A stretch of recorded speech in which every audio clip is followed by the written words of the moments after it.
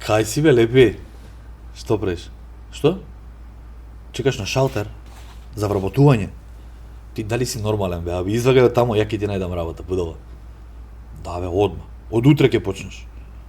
Абе, одма од утре? Што може бе, брат? Инфлуенсер. Па сите ги бутна бе, човек, уште ти остана. Не знам човек друг што нема работа, само ти. Ништо, уживај, сега ќе те сврзам баш со газдава, сега си пишувам. Со Чукенберг бе. Чекај, колку следбеници имаш на Инстаграм ти? Бе, не ти треба никаква инвестиција, види го. Колку имаш followers? 1000? Како би имате 1000 followers? Не ве разбираме, дечко. Ние сме се раѓале порано со 10.000 followers. Мајка ми вика, кога ме раѓала, пред болница чекале само 12.000 луѓе за мекици, ме разбираш? Да, не ти треба ништо. Вака, слушај ме, сега овој, еве сега си пишувам. Ке ти прати 99.000 followers, нема врска што се кинези, слушни ме сега. Па ако не те цена тука, кинеска публика ќе те цени. Ти текнува? Сега ќе ти прати 99.000. Ке имаш една цела стотка? Не, цела стотка, и што треба да направиш? Ке ти пушти едно плаво знакче. Да, тоа ќе го закачиш меѓу рогови кај бројките тамо да дречи. Да. Не, и одма стануваш вирален. Одма си популарен. Не преку ног бе, преку ден. Да. Што ќе направиш? Само скри ги лајковите, да не се гледаат, да не гледаат дека имаш по 7 лајкови на слика ти тегма. Скри лајкови, освен остаја таа сликата што ти е на левкада со 20 лајка, другото све покри. Коментари исклучи да не се коментира. Да, ако те праша некој зошто немаш коментари, ќе кажеш ги угаси ради хейтери, ради фанови. Да.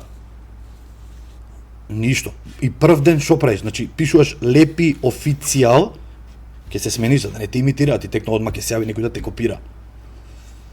Да, и прв ден ставаш стори дека најавуваш giveaway, второ стори пишуваш дека немаш веќе простори и место за колаборација, ќе најавиш имам само едно останато место и ќе се потепаат кој да ти пише, ти текнува. И одма бе за 2-3 месеци газиш одма. Г-класа купуваш одма. Уживај бе, ќе частиш, ќе седнеме, ајде на ракија. Ајде, чао, живи.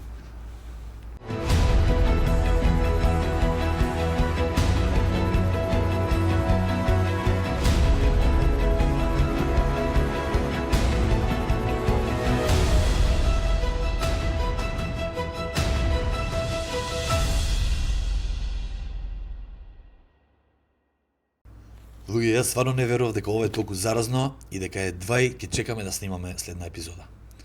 Добро дојдовте во уште една епизода на Пак играм подкаст. За сите оние што не ме праша, а никој не ме праша како сум облечен и од каде сум облечен, да си кажам дека за мојот стайлинг вечера се погрижи Fashion and Friends, односно Replay. Марија ќе си каже за себе. Добро дојдовте и уште една епизода. Здраво, Марија. Здраво и од мене. Добро, ако веќе се фалиме. За мене се погрижи Манго.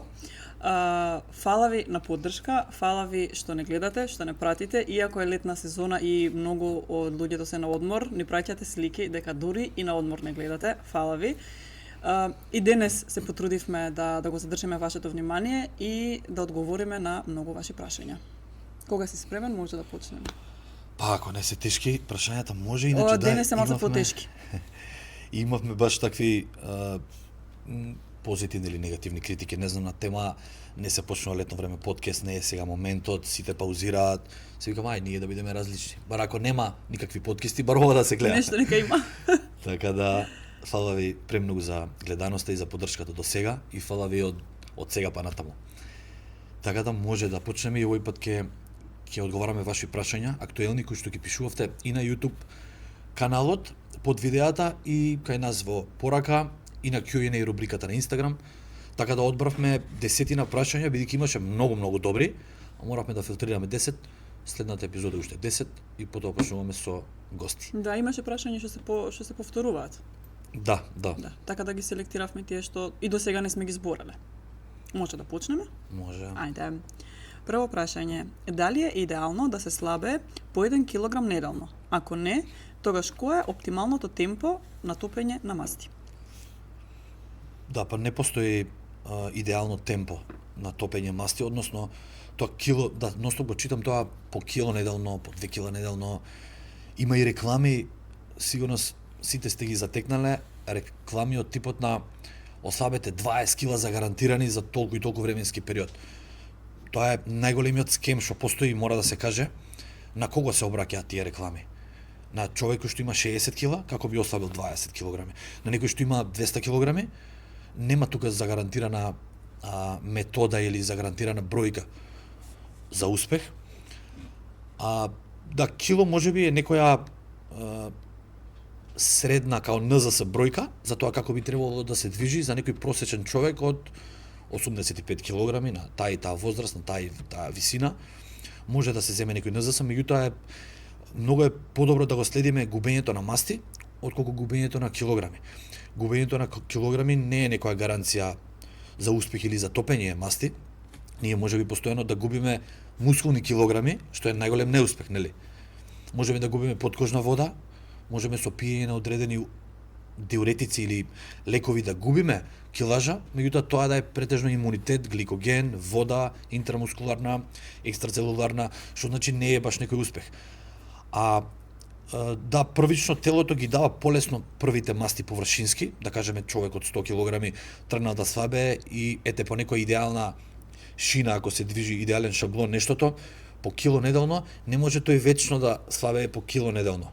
Нели, онда тогаш за 52 недели ќе ослабе 52 кила. Ако некој што почнал со 52 кила, до нова година ќе има 0 килограми. Ќе лепди. Така да ќе го нема, да. Така да не држи вода ова. Најдобро да ги следиме оние мерки на обем, метро, струк, врат, гради, бицепс, листови, да направиме некои десетина обиколки со метро и тие да бидат некои валидни мерки. Вагата окей е да ја следиме, меѓутоа не е некој пресуден показател дека сме на прав пат или не. Али огледалото, според мене, секогаш им кажам и на моите клиенти, сликата, односно видеото, во архива, обично јас си правам и за себе и за клиенти, секој пример, понеделник или секој 10 ден, си се мерам, мерки и визуелна мерка правам на огледало и тоа ми е главен репер како треба се движи. Како? И обем. Да, обемот на мерките, да. Да, мислам, да. Така да тоа треба да го следиме, а вагата не е некоја гаранција. Отлично, супер. Следно прашање. Вика, после голем број на обети да ослабам, ми доаѓа да се откажам. Многу често. Еве, по не знам кој пат, од 130 килограми слабеам 10 килограми, но ги враќам повторно истите назад. Ве молам за помош. Ајде, живели? Живели. Да има помал број на случаеви на луѓе кои што треба да изгубат килажа. Али добро прашање, затоа што многу луѓе се заглавени со висока бројка на вишок на килограми. И на вистина е тешка, аз верувам дека на тие луѓе и од искуство, но и ете, што имам разговарано со луѓе кои што го имаат тој проблем, на вистина е голем проблем. Не само визуелно физички, него и психолошки. Бидејќи огромна промена треба и голема килажа да се намали. Да, не знаеш како некако повеќе психолошка борба, да, отколку и емотивна со емотивната врска со јадењето, отколку што физички стварно е тешко. Не е тешко, изводливо, буквално, особено ние, еве да кажеме, не знам колку килограми... 130 пишува. 130 килограми беше, за да ги стопи и ослободи првите 20 килограми масти, стварно не треба некои посебни стратегии на тема макроси и калории. Треба добра агенда и програма за храна и за тренинг, да, ама не е некоја научна фантастика. Во она физички што треба да го припремиме, направиме и изработиме. Поголемиот дел е борбата во психата. Како да се убедиме да направиме нови чекори, кои што за нас у тој момент психолошки се непознати. Само сме ги слушале, не сме сакале да ги примениме и сега доаѓа моментот, јас ја викам прва фаза и за мене и за работа со клиенти. Првата фаза е некако судир со некои нови рутини, кои што знаеме дека се добри, меѓутоа психолошки не сакаме да ги превземеме и почнеме, бидејќи не се баш нашиот комфорт. А може да се комфорт, тебе ти се комфорт тие рутини. И тука се соочуваме со тие предизвици, ако веднашка имаме верзија и го одбиеме тој дел, се враќаме назад. А ако го прифатиме, ако ја прифатиме првата фаза, ја викам фаза на адаптација, тогаш многу работи се менуваат. Во првата фаза нема премногу визуелни промени, има повеќе внатрешни промени, повеќе емоционални промени и многу е важно тука да не се откажеме. Штом го пробиеме тој левел и стигнеме до некоја втора фаза и тука ќе видиме надворешни промени, физички перформанс подобрен, сон, самодоверба која што се базира на секогаш на комплиментите на твојата промена од околината, најблиските, нели партнерот, и тие признанија, нели, од другите луѓе ни даваат некако гориво, елан и самодоверба дека сме на прав пат. И штом луѓето стигнат до втора фаза, потешко се откажуваат. Највеќе на првата фаза 5 кила ќе изгубат, па ќе се вратат. Зошто Тука е најчесто така- тука се откажуваат? Кој е твоето искуство? Па бидејќи луѓето сакаат да ги видат веднаш инстант резултатите, а првите резултати се внатрешни промени, хормонални, дури и да имаме 5-6 кила разлика, на 130 килограми не се осеќа баш визуелно. И на луѓето им треба убедување дека се на прав пат, а тоа е инстант резултатот, можеби 20 кила очекуваат веднаш. Пали трпение. Трпението е онака најмокна алатка и перформанс што скил, вештина.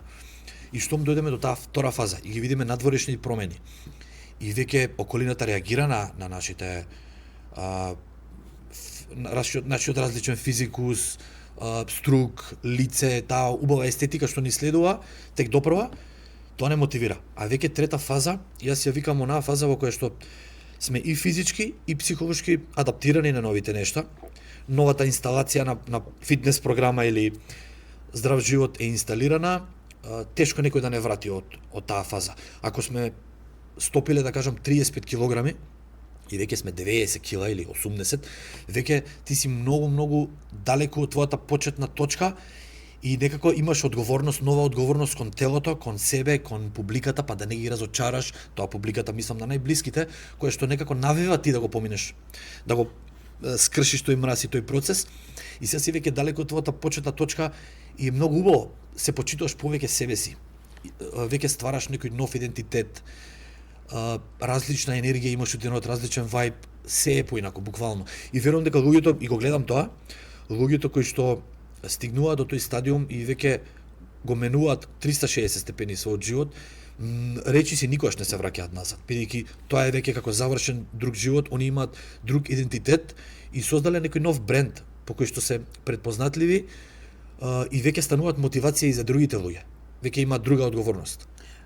Може би тука има врска и тоа што луѓето сваќаат дека се е до нив, дека се е до нивната одлука, дека се е до дисциплината, до истрајноста и зборам за третата фаза што ја спомна. Да. Кажи ми колку е важна поддршката од блиските луѓе, родители, партнер. Колку е важна, колку врши улога во целиот тој процес?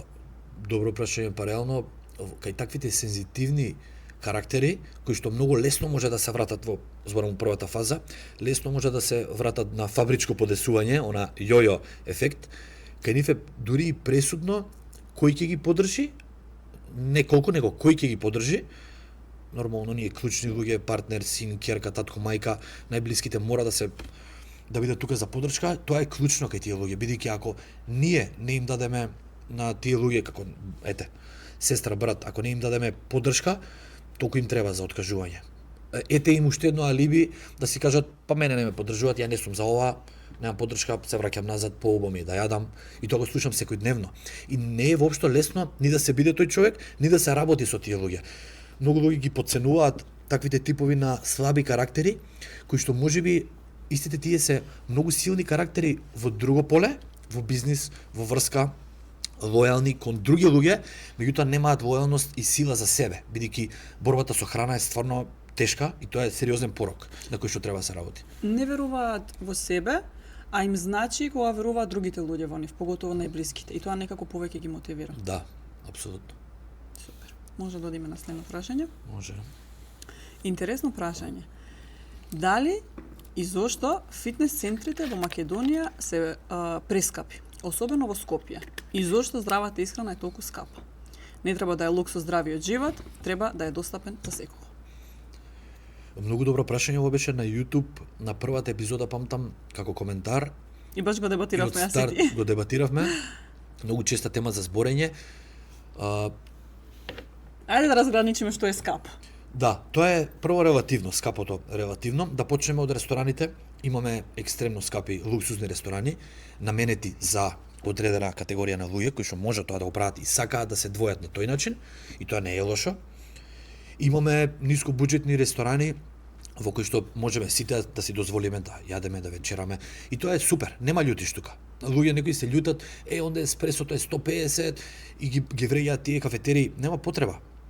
Пронајди се каде ти одговара, влези во таа категорија и тоа е супер. Дека здравата храна е скапа, тоа не се сложувам. Постои скапа нездрава храна и скапа здрава. Постои исто така и обратно. Значи, постои ефтина нездрава храна и ефтина здрава.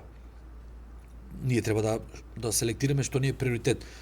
А ние сме тренирале искрено, еви ти и јас и повеќето мои другари во најефтините теретани во Македонија. И тамо се градело тело, и тамо сме се спремале, дури и на надпревари сме оделе, буквално со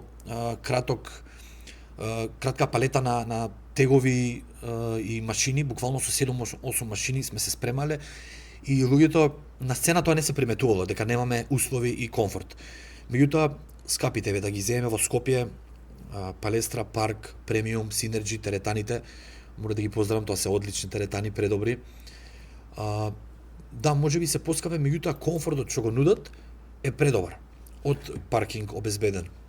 Ете во мол Палестра, колата ти е под ценка, тоа е многу важно. Ти даваат пешкири, имаш многу простор од машина до машина, од справа до справа, убаво мириса, хигиената на ниво, и цената мора секогаш да ја оправда и хигиената. Мада и тие по ефтините теретани мора да имаат хигиена. Меѓутоа се разликуваат по комфортот дефинитивно, а ние треба да се пронајдеме и да се запишеме таму каде што ќе ни одговара. Мислам дека не е погрешно. Ти што мислиш на тема? Јас лично сметам дека приоритети. Што не е приоритет? Затоа што може да вежбаме дома, може да вежбаме на кеј на шипки, може да вежбаме во било која теретана која што за нас е достапна, нели, и ни одговара финансиски, дека тоа е само изговор. Точно. Да, секој сака подобар комфор, секој сака подобри справи, апсолутно се согласувам, но тоа не значи дека не треба да вежбаме доколку вежбаме во малски теретани, да кажам. А тоа дека здравата храна е скапа, не се согласувам, затоа што многу се поскапи последиците од нездравата храна. Браво. И од финансиски аспект, и од здравствен, и од секаков аспект. Да, па еве ќе додадам дека Извини, од друга страна, што е здрава храна? Нели, на крајот на краиштата можеме да јадеме компир, ориз, дали тоа е скапо? Воопшто не. Поготово овие сезонски овошја и зеленчуци што ги имаме во овој летен период, тоа воопшто не е скап. Граф, леќа, тоа не се скапи продукти воопшто. Колку еден чипс? Да, еден дефинитивно. сладолед. Сега најактуелните сендвичари, кога ќе видиш менито, тоа се стварно високи цени. И некој ќе рече полесно ми е да изедам хамбургер 2 у денот, па веќе тоа е исто многу скапо. Од друга страна, сме имале многу и припреми каде што буквално сме се спремале, има протеински внес. Во денот имаме сочинето стварно ефтина храна, можеме да јадеме грчки јогурт, можеме ослич да јадеме, риба некоја поевтина, пилешки стек поевтин, јајца, можеме да поминеме со многу ефтина сума, а исто така можеме да слабееме или да градиме мускулна маса со екстремно скапи намирници, не знам, со лососи, бифтеци, рамстек. И тоа е окей, и тоа. Така да нема љутиш каде ќе припаднеш тамо, тоа купи си го и така храни се. Супер, одлично. Следно прашање. Значителни бенефити од пиење вода, хидратација. Интересно прашање и многу, да кажам, ја запоставуваме водата. Пиеме само оној момент кога не се пие, најчесто. Да. Вака изгледа многу банално и површно прашање, ама ова може да е, ова е всушност од животно значење. Бидејќи храна, суплементи и тренинг, тоа е од здравствено значење, ама ова е животно значење. Ниедно суштество на планетава не може да живее без вода, а ние толку многу го подценивме пиењето вода, како што кажам, се сведува на оној момент кога ќе ожеднам, како тоа ми е нотификација и аларм дека треба да пијам. А луѓето и тогаш не пијат. А од друга страна, колку помалце пиеме вода, толку помалце не се пие, а колку повеќе пиеме вода, толку имаме потреба да пиеме вода. Да, знаеш, телото има еден многу чуден феномен, механизам. Ако не пиеме доволно вода, на телото очигледно му треба некоја вода во клетките и оно задржува вода повеќе во оние екстрацелуларни клетки, вода, која што ни прави висок притисок, варијација на притисок.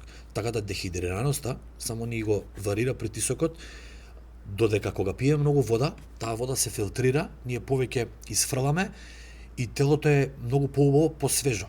Еве да почнеме од тоа дека целата планета плива у вода. 17% планетата е вода. Нашето тело исто така 17% вода, така да имаме многу сличности со планетата и природата. Кога нашето тело е онака натопено со вода, функционира перфектно. Са не ни зборам за оние вежбачи. За вежбачите тоа е посебен муабет, кај нив треба сериозна литража во денот на пиење. Зборам за луѓе кои што не тренираат, сакаат да опстојат физички, да функционираат, да размислуваат, да спијат и да имаат нормален опоравак у денот. Кај нив треба 2 до 3 литра секако летно време. Зимно време пак би рекол да не се спуштаме под 2 литра. За нормален здрав човек доволно и за добра работа на бубрезите и филтрација треба 2-3 литра вода. Што е за основна функција? За основна функција. Значи, буквално да се натопат сите органи, кожа, коса, мускулатурата, функционира на база на контракција на H2O. Без H2O таа мускулатура ќе биде лесно подложна на повреди, лесно кинлива, сува, како свилена, мускулните влакна се свилени и многу лесно може да дојдеме до повреда. Така да сега кога ќе збориме, бидејќи сепак подкастот е и за фитнес, не слушаат луѓе кои што тренираат. За луѓе што тренираат, дефинитивно таа бројка често пати е двојна. Особено оние луѓе кои што се потат, трчаат поголеми, да кажам, стази и километри на кардио, одат во сауна, пливаат, они губат натриум, содиум и вода, губат двојно повеќе од човек кој што е статичен, можеби и тројно повеќе. Целата таа филтрација се случува забрзано и интензивно. Кај нив треба поголеми дози и на електролити. Баш имаме електролити, може да ги извадиш да ми подадеш едни. Многу значајно нешто. Кога се работи за вкусни. Да, многу се вкусни, кога се работи за хидрација, за истоштеност. Ова го пијам секогаш после интензивен тренинг, а особено после кардио, секогаш. Така да ова ми е составен дел, значи вода, сол, електролити ми е нешто неизбежно после кардио или после сауна. Така да нормален човек кој што тренира, мислам нормална здрава индивидуа која што тренира 4 литра 5 летно време е сосема Основа. Да, основа, буквално за да функционираш перфектно. Инаку опоравувањето би било многу споро, може и невозможно. Колку помага водата во слабење, во топење на масти? Многу малку луѓе знаат дека уствари водата е најдобар топач на масти. Да. Најдобар фет бурнер што постои, бесплатен топач на масти, бесплатен суплемент е водата. Како што изфрла токсини, изфрла и добри елементи, ама изфрла и лоши елементи, така да при поголема литража или количина во денот на испиена вода, ни треба и малце поголем внес на сол, бидејќи како што ги пере сите оние лоши работи водата преку урина и дерматолошки, ги пере и магнезиумот, и цинкот, и натриумот, не прави селекција, изфрла калциум, изфрла електролити, затоа мораме да компензираме со поголема количина на сол и витамини и минерали. Али на самиот тренинг е пресудна водата. Нешто многу е битно, многу луѓе ме прашуваат што да земам пред тренинг, дали да јадам пред тренинг, дали да вежбам на жедно, на гладно, Ја им викам само гледај да не вежбаш на жедно. Да. Значи многу подобро е да не е страшно да вежбаме на гладно. Тоа е окей, ја вежбам на гладно утрински. Проблем е кога вежбаме на жедно. У смисол дехидрирано тело не е спремно за тренинг. Ќе има многу повеќе болка, поголема инфламација, воспалителен процес ќе се јави многу посилен. Мускулите се суви и многу се подложни на повреда. Многу се лесно кинливи. Тоа сакав да кажам, подложни се на повреди, поготово за време на тренингот, дали тежински или кардио, обавезно. Да, едноставно немаме напумпаност на тренингот без вода. Нереално е да се пумпа мускулот. А дали има да кажам оптимална бројка на пиење вода во за дневен мес? Дали можеме да го прекорачиме тоа, што ќе се случи ако не знам, например, некој испие 8-9? Да. Мора да ја сум пил по 12 литри пред надпревар, не го препорачувам како нешто Тоа се екстремни оптимално случаи или здраво. Да, баш тоа се екстремни случаи, специфични. И плански мора да се напомене. Плански неколку дена. 2, 3, да. 5 дена максимум со некоја цел. Значи целно нешто го завршуваш надпреварот или што и да е. прекинуваш и тоа е баш онака тензија и стрес за бубрезите да работат 300 на саат, не е комфортно. Али јас, например, лично за мене движам околу 5 до 8 литра секој ден. Па ќе кажам, тоа 8 литра не го препорачувам јас на сите, бидејќи тренирам 2 пати на ден, изфрлам вода, меѓутоа компензирам многу со натриум и електролити, како што кажав. Али 3-4 литра е сосема окей, препорачувам на дневна база. Зимно време, летно време и повеќе. Добро, супер. Може следно? Може. Добро. Следно прашање Да се вика. напијам кафенце. Веќе подолго време немам либидо и енергија. И покрај тоа што јадам здраво. Не тренирам, но пијам трибулус и пешачам. Па честа појава. Прво либидото не е секогаш знак дека е низок тестостеронот, па за да пиеме трибулус, мислам супер е да се пие трибулус и цела година јас го препорачувам. Не треба да имаме проблем за да го пиеме трибулусот и алфа мейл суплементот, може да се пијат. Секако се натурални и природни билки кои што не може да направат штета, само ефект. Меѓутоа често пати проблемот лежи на другата страна. Односно либидото е некој спој, микс од различни емоции, чувства и хормони. Може би ние да имаме превисок тестостерон, меѓутоа да имаме слабо сексуално расположение и желба и нагон. Тука има големо влијание кортизолот. Ако имаме ние стрес, без разлика каков тип на стрес е психолошки, сигурно нема да мислиме на сексуални активности. Тоа е факт. Самиот кортизол го блокира дејството на слободниот тестостерон и ние, иако со висок тестостерон, не ги гледаме тие позитивни ефекти на тестостеронот. Второ, може да е пренизок естрадиол, кој што исто така секс хормон, естрогенот, зборам се, да кажеме за машко тело, и секс хормонот естроген исто учествува во изградбата на тоа чувство либидо. Исто така и пролактинот е многу честа појава и луѓето го исклучуваат тој дел, таа можност дека пролактинот може да блокира либидо и си викаат, добар е тестостеронов, добар е естрогенот, до што ми е, посетуваат ендокринолог, али забораваат да испитаат пролактин. Пролактинот директно влијае врз чувството на среќа, задоволство и исто така врз желба за секс. И многу често гледам крвни слики во кои што се е супер, пролактинот е висок, тоа во превод значи дека допаминот е многу низок. А штом имаме отсуство на допамин, тука имаме од старт анксиозност, несигурност, немаме чувство на среќа, имаме отсуство на задоволство. И тоа многу кажува за Па и да, и само добро. Тоа си влече како домино ефект, многу нешта паѓаат со тој. Кога главниот осигурач ќе падне, буквално снемува струја, така ја викам. Така да супер е, мислам дека прашањето беше дека не тренирам, а јадам здраво. Прашањето беше не тренирам, пијам трибулус и пешачам. Мора да тренираш. Колку помага тренингот во овакви ситуации? Па реално, прво да кажам дека пешачењето не е доволно. Пешачењето го кажаме во првата епизода, мислам, пешачењето е супер, мораме да го имаме на дневна база, меѓутоа не треба да се ослониме на него како на нешто вау, така сме завршиле страшна работа. Ти како што кажа, и кулата мора да плива, она не ги брои мафтањата со перките. Да, тоа е животна активност, не е нешто спектакуларно. Ама тренинг мора да се случи барем 3, 4 до 5 пати неделно. Па дали сме млади или стари, мора да имаме активност. Така да тренингот директно влијае врз коефициентот на тестостерон, значи директно, и врз другите хормони влијае. Влијае врз нервниот систем, влијае врз сонот, имунитетот. Буквално животна навика е тренингот. Првостепено е нормално храната, тренингот, потоа и суплементацијата. Така да ако да се обратам до човекот, ако си сигурен дека тестостеронот ти е добар, односно дека ти е низок, пиеш суплементи, тоа е супер, меѓутоа провери го слободниот и вкупниот тестостерон и обиди се да ги провериш и другите хормони за да видиш каде лежи проблемот. Можеби проверуваш погрешно нешто. Па тоа ми беше следното прашање. Твој совет, доколку некој осети дека му намалено либидо, намалена желба за секс, кои хормони треба да ги провери? И дали се тоа истите хормони и за мажи и за жени? Па главни основни секс хормони се тие тестостерон, слободен и вкупен, естрадиол, пролактин, прогестерон, па и кортизолот бидејќи влијае врз самиот стрес, адреналин исто така влијаат врз самото чувство и емоција на нашето расположение, денес дали ќе сме расположени или не.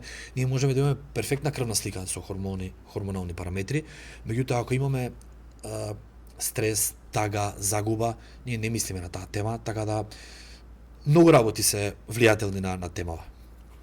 Добро, ова ми беше да како некој апел да пратиме за луѓе кои што Да. го имаат овој проблем, кои хормоните да ги проверат. Добро, одиме понатака. Како да зголемам апетит? Ретко кој го има овој проблем, точно. Сите сакаат да слабеат, но јас сакам да зголемам мускулна маса. Не сме зборили на оваа тема. 17-18% од луѓето имаат таргет да ослабат, да намалат апетит, нели целата борба со емоционално прејадување е како да го намалиме апетитот, како да го хакнеме оној дел кога мислиме на храна да не мислиме. Но има луѓе кои што има имаат луѓе- проблем со апетитот и не можат да јадат. Да, па голем број се и тие луѓе, само што некако главната проблематика и борба у светот е со нездрава храна и со тие навики. Некако овие луѓе ние ги сметаме дека немаат проблем. Се викаме ајде бе јади доста ти е кјути јади тамо. Необично викаат, шубаво, лесно ти е, дај Боже јас да го Да. видам. А и тоа е проблем, реално. Да. Многу луѓе мислат дека многу јадат, али кога ќе го ставиме тоа, многу ми доаѓаат такви клиенти, брат, многу јадам, ја не можам да се здебелам што е работа. 95% од случаевите они мислат дека многу јадат или пак и јадат многу храна која што е прениска со калории и не може да достигнат некоја, не знам, идеална бројка за суфицит, пример 3000 калории. Тоа е прв проблем. Втор проблем е немањето дневна активност во вид на тренинг. Кога тренираме, кога силно ќе истренираме, тоа е онака прв силен тригер за апетит. Фактички треба да направиме, да создадеме потреба на телото да бара храна. Ние ако нема потрошувачка, телото вика, нема потрошувачка, не ми треба храна, не создава механизам и аларм, не повикува за нови калории, него како кола која што не ја возиш, нема потреба за бензин. Буквално. Тежинскиот тренинг е силен тригер за апетит, меѓутоа за луѓе кои што и тренираат, па и покрај тоа немаат апетит, кардио тренинг на гладно утрински ја менува играта, буквално. Особено ако збориме за шпринтови кои што цицаат глукоза од телото и ќе ти изморат и буквално ќе ти надразнат апетит многу силен, тоа е завршена приказната. Буквално навечер, карикирам, навечер тренирам тежински, утрински шпринтови, јас сум цел ден гладен. И тука би го отстранил ако го пие човекот глутаминот како суплемент, кој што е предобар, меѓутоа за ваквите случаеви го тргам глутаминот бидејќи прави супресија на апетит и него му треба да му се отвори апетит, би додал тука B6, би додал магнезиум, има уште некоја суплементација која што реагира, меѓутоа добриот квалитетен сон во спиење во REM фаза исто така го крева апетитот. Така да може да има и други индикатори и фактори, али најчесто тоа е да го натераш телото да произведува и да троши повеќе калории. Дали би го вметнал тука суплементот Витарго во ваквите случаи? Браво, да. Витаргото би го ставил тука како... Може би како примарен суплемент. Да, за тие луѓе кои што не можат да јадат толку многу физичка храна да џвакаат, многу е лесно да испиеш калории. Тоа е најлесната опција за пиење калории. Направиш шејк, бомба шејк, калориска бомба со Витарго протеин, па и гейнер стави, буквално ако не ти се џвака, го пиеш тоа и си радат неколку сати. Така да, тоа е тоа. Одиме понатака. Дали и зошто целото сало се складира највеќе околу стомакот? И дали е тоа само сало или и вода? Ова да не го прочита од коментарите од лайв. Усвари, не сме уживо се уште. Грешка, да. Не сме уживо. Ама сигурно имаш да го поставуваат. Тие што не гледаат сега. Премиерно. Да, фактички околу стругот, тука е малце телото наше лошо дизајнирано. Да. Околу струг се таложат многу масти, да, ама не се тука сите масти. Повеќето луѓе викаат, не ќе многу да слабеам, не ќе никаде да слабеам, само тука околу стругот сакам. Такво нешто не постои. Нема локално да бараш, слабење. Да. Локален фет бърнинг слабење не постои, дај Боже да постоеше.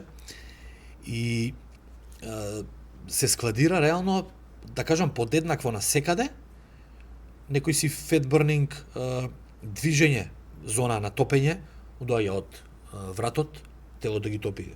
Заден врат, преден, образи, зборам за да дојде до струкот да се истопи, што треба да се направи? Треба да се ослободат мастите од рацете, задна ложа, грбот исто така многу голем дебелокожец, прима многу масти, има потешка циркулација, затоа многу масажи се базирани на типот на грбот да се измасира.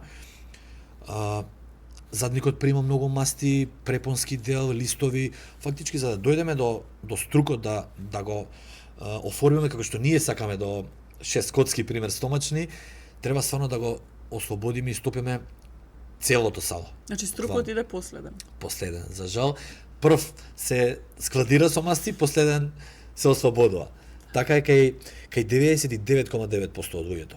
Има одредени типови на генетики, многу ретки, генетски фрикови, кои што имаат, познавам такви, и надпреварувачи, кои што имаат задршка на вода во грб, во струк, глутеус, а струкот им е прилично чист. Тоа сум го видел на неколку надпревари, ама тоа се мали нијанси. Многу мали нијанси, затоа не би ги одвил како некој пример. 99% се знае таа е траката на движење на масти, на ослободување и складирање.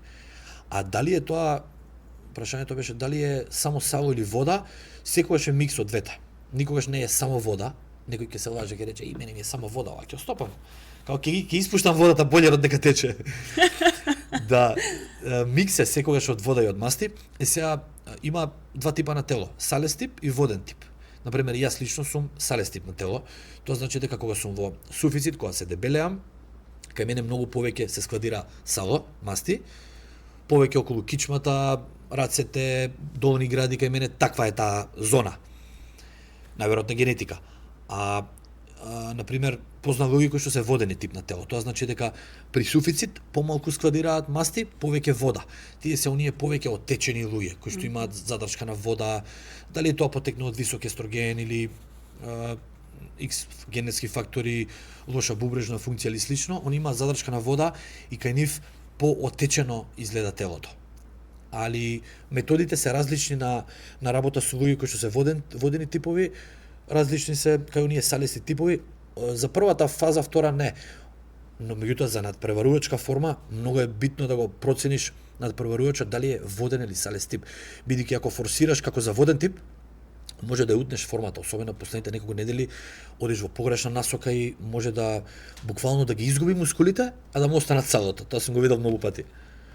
А дали побрзо оди слабењето кај луѓе кои што се воденести или салести, или нема врска?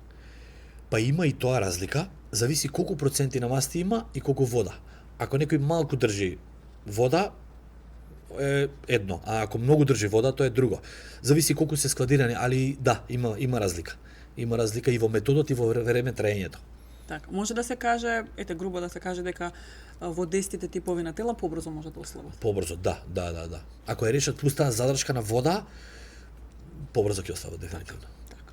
Добро, може да одиме понатака. Може таман кафенце да се напијам? На здравје. Следното прашање. Дали е воопшто здраво да се одржува долго време многу низок процент на масти?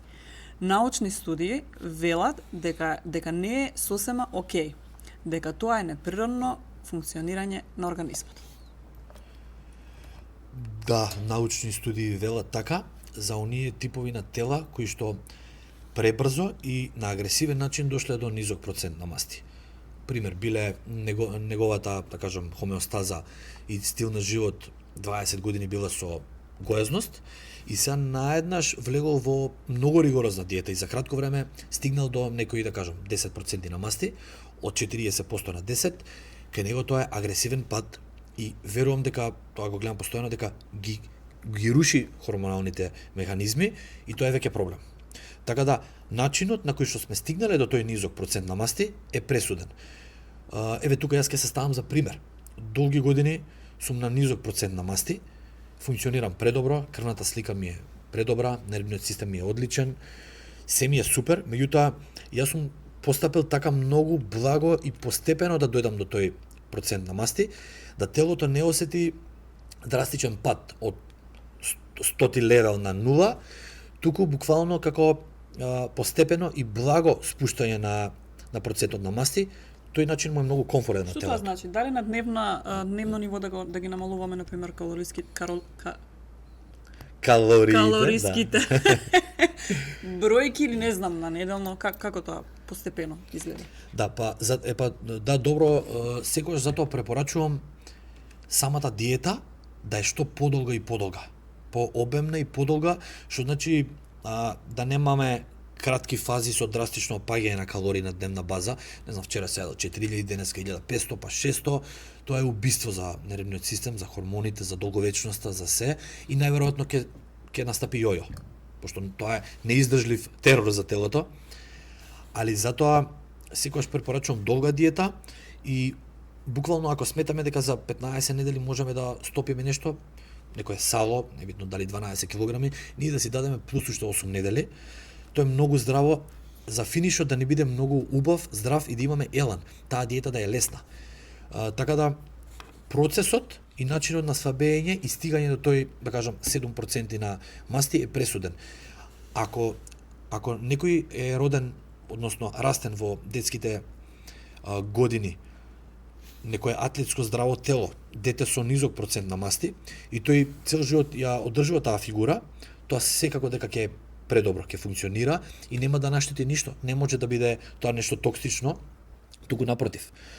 А ако детето било многу долги години дебелко и наеднаш изгуби 30 килограми и ја одржува долго време таа ниска бројка, да, се случуваат емотивни нарушување, нетрпеливост. Буквално телото може да се однесува како да е на стероиди. Можеме да имаме тука агресија, несоница, нарушен кортизол, нарушен адреналин превисок. Буквално телото гледа опасност и се штити. Очекува да му дојдат нови калориски бројки повисоки, не му ги даваме, со цел нели подобар изглед. И тоа не е одржливо на долг рок. Буквално тоа е кратко. Добро објаснување даде. Фала ти, колешке. Супер, и ти си супер. Колега, што мислиш за концептот calories in, calories out? Дали се сведува на проста математика? Ово прашање го имам, мислам дека на секој подкаст, на секој, можеби 30 гостувања, ама на мојот подкаст мора да си го кажам. Да го кажеш. Така, реално. Апсолутно.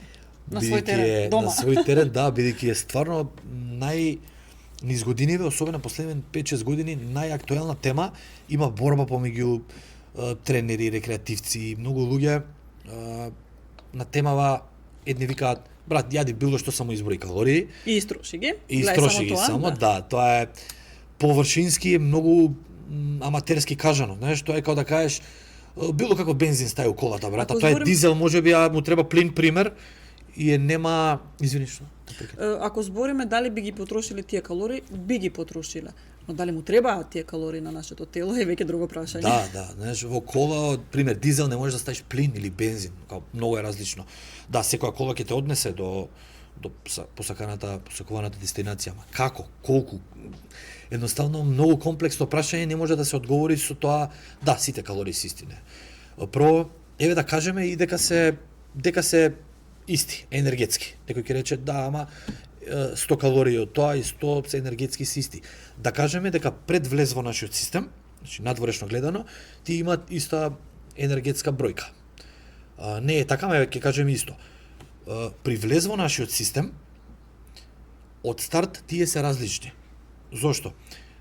Да кажеме протеини, 100 калории од протеини, кажеме од брокула и риба, наспроти 100 калории од чипси, смоки.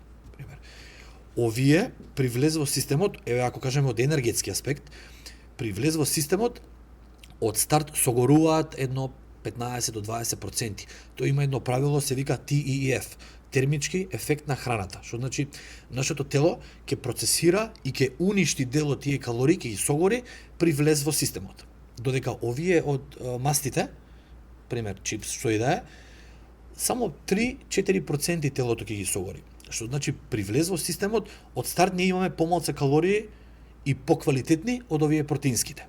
Плюс од дигестивен аспект, од ниеден аспект нема споредба, ама еве ќе ги анализираме. Од дигестивен аспект, овие од брокула и риба, пример, имаат многу влакна, имаат минерали, значи имаат хранлива вредност, додека овие немаат никаква хранлива вредност. Тоа е клучното. Да. И сега овие имаат фибри, имаат подмачкување за целата дигестија. Ни активираат добри хормони, не активираат лоши хормони, додека овие, ако споредуваме од дигестивен аспект, нема никаква допирна точка со квалитетна дигестија, или жавчето, или зејтинот, или не знам, чипсот, буквално само не уништува, на страна тоа што предизвикуваат болести. Друго, од најбитно од опоравувачки аспект, нели, збориме за вежбање, за храна која што не треба да ја броиме само како отров, па калориска вредност е окей, па сум изел отров. Него мораме да внесеме нешто квалитетно, хранливо. За функција на нашето тело. Да, и од опоравувачки аспект е многу важно да се спореди брокулата и рибата ќе не регенерираат. Додека чипсот и зејтинот или жавчето нема како да не регенерираат, буквално. Само ќе создадат токсини, на страна оние адитиви и бои што се внесуваат со тие канцерогени производи. Така да од било кој аспект не можеме да ги споредиме, знаеш, многу е лесно површно да кажеме да исти се. Меѓутоа да кажеме и дека се исти, тоа е, како што кажам, проста математика, да може да се употреби за оние типови на клиенти, пример, на потенцијални луѓе кои што имаат, да кажам, 140 килограми, и за да стигнат тие до 120 килограми, тука е таа проста математика. Иако не оправдувам, може да се користи, да се примени. Ако едал човекот 6 пици, намали му на 4 пици, тој секако ќе влезе у дефицит и ќе намали на килажа. До тука е окей. Меѓутоа за натака треба стратегија, треба макроси гледање. Од и тука повторно натака ќе дојдеме во моментот дека пицата треба да ја замени за брокола. Да. Значи не е само да изгубиме тежина, треба да сме здрави, долговечни и да имаме добра дигестија, нервен систем, да се спие добро, да имаме добри хормони, бидејќи лошата храна активира лоши хормони. Затоа е, пак ќе кажам, него хейтам тој моментот да се избројат калориите, супер е, меѓутоа треба да се дознае изворот на таа калорија, од каде доаѓа и што активира. Можам многу да зборам на темава, али отприлика тоа е, броите окей калории, меѓутоа гледајте ги макросите, од каде потекнуваат тие оброци и тие калории, тоа е најважно. Добро, Може. продолжуваме понатака. Следно прашање. Дали постојаниот висок пулс значи и постојано горење на калории и масти? Не значи воопшто не. Па ние можеме да имаме висок пулс цел ден, ако сме под стрес, ако гледаме хорор филм, реално Реално. седиш дома и ти тропа срцето, ти ако си под страф и тензија. Многу има фактори и причини зашто би имале висок пулс, а многу повеќето од тие фактори не е никако поврзан со масни наслаги, ни па со топење, со калории, буквално. Така да, ние можеме да имаме стрес, да лежиме и во најмирната состојба да имаме нула потрошувачка на калории, мислам приближно до нула, а да имаме силно срцебиење и висок притисок. Така да не е поврзано. А дека ни прија висок пулс кога правиме кардио, тоа е супер, меѓутоа тој пулс додека возиме точак е создаден од други механизми. Дишење, забрзана циркулација, механичко движење, размена на кислород и крв, и тоа предизвикува некоја си позитивна тензија на телото и се изразува со висок пулс. Додека, како што кажав, можеме и во спиење да имаме висок пулс. Ама тоа не значи дека топиме, така да мој конечен одговор не. Не, добро, супер. И дојдовме до крајот. Извини, само едно кратко. Значи не е крајот, се А враќаме. не е крајот, да. Уклучи го како. Знаеш, публиката кога ќе го врати пејачот назад, На а уште една сцена, да. песна. Е исто. Повелете. Можеме од друга страна да со низок пулс да ослободуваме и топиме многу калории. Како? Со пешачи. Јас тоа го правам, ти знаеш. Тоест не знаеш, не ти кажувам. Секој сабале да спиеш од 6 до 8 ја печачам фактички сати пул секој утро. Пулсот ми е сосема мирен и културен, да кажам. А ослободувам, можеби топам 400 калории, 500, некојаш и 700, ако малку побрзо се движам. Така да пулсот не е баш поврзан со калории, али ни прија да е у текот на денот повисок. За време на тежински тренинг секако ќе е повисок, ако имаме силен ангажман и тензија мускулна, али не е показател за слабење. Така. Јасно. Добро, последното прашање, како што кажав за оваа емисија. Што мислиш за cheat day? Дали е добар начин за ментален одмор или саботажа за целиот напредок? Па ако гледи, да сум искрен, нема кој не сака да чепне малце благо, малце повеќе, некој бургер, некоја пица, тоа е окей. не го демонизирам како нешто прелошо дека не смееш да направиш никогаш. Не. Така. А јас од тек на години веќе ми избледна и тебе, памтам, тоа многу пати ми имаш кажано, онака ни исчезна онаа желба и стрв дека секој викенд треба да се преадеме и дека среќата треба да се базира само на таа пица или бургер. Порано ми беше така, да, меѓутоа тоа ми беше можеби последица од некои многу ригорозни диети, надпреварувачки концепти кои што нема како, нели, да постигнеш форма ако не си брутален кон режимот.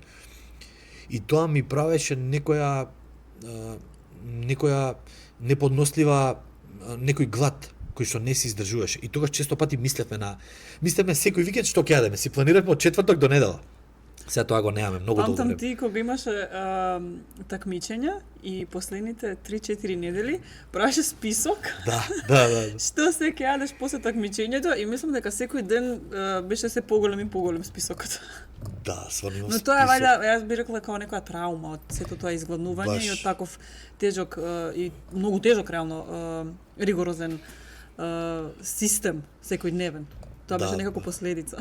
Баш травма, да, се оштетив психолошки тогаш, можеби 6 години поред се надпреварував и постојано бев на екстремни бројки, ниски бројки на калории и макроси, по 2 тренинга на ден и тоа ми активираше висок кортизол, грелин, многу лоша работа на тие хормони кои што го диктираат гладот и јас бев обсесиран со храна, што беше многу погрешно, но мораше така, за да се случи некоја таква форма остра, со многу низок, нереално низок процент на масти, мора така се постапи. И затоа често викам дека припремите за надпревар не се нешто многу здраво. Не го промовирам како некој преубав и прездрав процес. За мене е тоа страст и љубов, но не е за секого. Не е за секого. Прво треба да си многу здрав, читав и да си роден за тоа, за да го поменеш тој процес лесно и да ти е рутина. Сега избегав од прашањето, што сакав да кажам? За чит дејот право. За чит дејот, да. Као што кажав, порано мислевме постојано на тој чит деј, сега не сме збореле со месеци на таа тема. Порано имавме датум, кој ден, кога ќе читуваме и што ќе јадеме, и тоа беше онака план. Да. Ако беше во сабота, ќе преместиме у петок за поблиску да биде, не можеме да издржиме. А фактички, да, чит деј е окей да се јаде, ако треба да се компензира, односно да се маскира оној психолошки дел, за да немаме чувство дека ние сме единствени на светот кои што сме на режим, а овие другите сите јадат. Да. Особено кај деца е тоа. Многу родители тоа ми го кажуваат како да не јаде на голем одмор бургер, па сите јадат.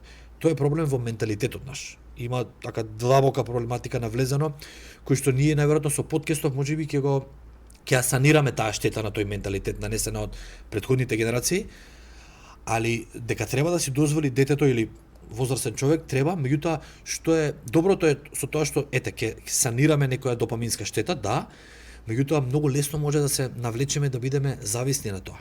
Бидејќи знаеме дека предобро изгледа, мириса и е вкусен тој бургер или пица и може лесно да не навлече. Проблемот кај тој junk food оброк, кај таа брза храна е тоа што е сиромашно со хранливи вредности, нема фибри кои што треба да ни го угаси апетитот. И често пати, сигурно и ти ќе се сложиш, си осетила многу пати, често пати после палачинка или пица, тебе за саат-два ти се јаде дупло повеќе. Како утредента се будиш, мислиш дека ќе го изедеш дома телевизорот, као многу си гладен, и тоа активира само погрешни хормони активира, кои што го преувеличува тој глад. И тука настанува тој магичен луп, круг. Ние сме погладни. Ако можеме да се контролираме само со еден оброк неделно, погрешен оброк да кажам, тоа е супер за баланс. Човек што може да се контролира, секоја сабота да си јаде навечер по некој бургер, али ако го изменаџира тоа во дневните и неделните макроси и калории, тоа е супер. Топ. Ама ретки се тие што може да застанат на една пица. Да. Буквално. Порано, како што кажавме, ни беше плански читот, а сега некако не. Сега обично читот доаѓа така, не знам, спонтано, ако сме на одмор или ако сме не знам на некоја прослава или свадба или ете така, некој исклучок, ама не е тоа плански, него во моментот и не се штедам. За разлика од претходно кога ми беше плански, викав не, нема шанси сега, као читот ми е во вторник, во среда денес не. И тоа некако се промени, ама се поредко го правам тоа. И не го правам, еве барем за себе, верувам и ти. Не го правам тоа за изглед, него само перцепцијата кон храната ми е сменета и сваќам дека тоа не е храна што мене ми треба. Баш да. Не гледаш само да го нахраниш желудникот, туку да го нахраниш телото. Да. А со junk food оброци не можеш да нахраниш. Едноставно тоа е не е мускулна енергија достапна до мускулите и до органите. Тоа е некое гориво, енергија која што нас не ни треба. Тоа е за друго возило, не е за нашето возило. Меѓутоа окей е некогаш да ја За ничиво возило. Да, за ничиво, ама ете, знаеш, во светот го имаме прифатено тоа дека ете мора да има баланс. Тоа има цело што преведен баланс, али и тоа го викам, Преска ти добро кажа, порано на пример да сме јаделе за да се задоволиме моментот. Не ми е важно што ќе биде утре, денеска сакам да се најадам и не мислам за утре, што е погрешен став, ама сите сме го имале. Сега многу повеќе гледам да не ставам токсини у телото. Гледам храната како лек или отров. Буквално. Се поретко гледам да внесам тој отровот кој што ќе ми ја нахрани психата. Неколку минути трае тоа што ќе ја нахрани психата, ќе ги замачка оние психолошки дупки и потреба за храна. Секогаш одбирам да е баш онака лек храната. Се согласувам, апсолутно. Дорвме на самиот крај на оваа епизода. Се надевам дека го задржавме вашето внимание, се надевам дека одговоривме на доста прашања. И јас би рекол за крај лайк, шер, subscribe. Да. Тоа мора, бидејќи претходниот пат видов дека бројките со гледаност се многу поголеми од бројките на каналот како следбеници, сабскрајбери. Така да ве молам нека не ве мрзи едно копче, лайк, subscribe. Значи за нас многу. Значи многу за нас, за да растеме како подкаст и како бренд. Фала ви многу, голем поздрав и до Адастра, голем поздрав до сите вас, голем поздрав до нас и до мене голем поздрав.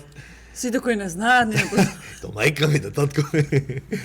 Тоа е тоа, се надам дека, иако е летно време и дека сте многу отидени на одмор, гледам по планина сториња, по Грција, убаво да си поминете, али не заборавајте да не гледате. Ова не е уживо, може у било кој дел на денот да се гледа. Да, додека чекаат на граници, онака чекаат по сат, два. По 3 сати, некој чека, може 3 епизоди да ги изгледа. Така да, фала ви на вниманието, голем поздрав од мене. Чао, чао.